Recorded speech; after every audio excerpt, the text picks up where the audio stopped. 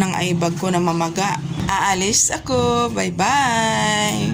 May trabaho kami ngayon guys. May pasok kami ngayon. So, ready to biyahe-biyahe na naman tayo guys, no? So, ang ganda ng wali kahapon sa Quiapo guys, na nagsimba ako. Aalis tayo, nilabas tayo na wala tayong damit. So, aalis din tayo na wala tayong bitbit na kahit isang kusing.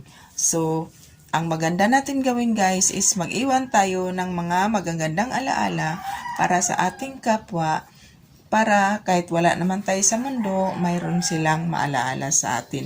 Hindi yung iiwanan natin na magandang pag-uugali or ugaling aso.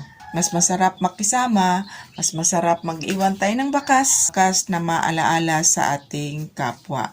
Ay, ito sa ganito, mabait ito, kahit wala na ito sa murong ibabaw, naalaala pa rin tayo.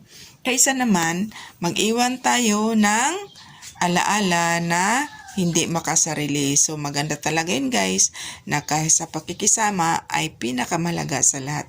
Yun lang yun aking isi-share guys, at bye-bye!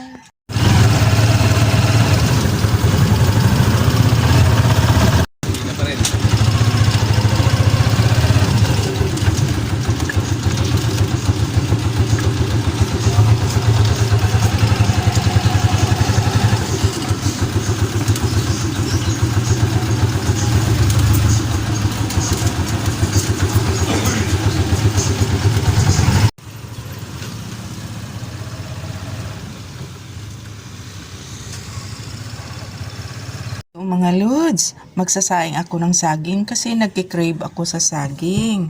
Ayan. Alam mo ba kung magkano ang kilo nito guys? Is 40 pesos. Sobrang mahal talaga ang saging dito sa Maynila.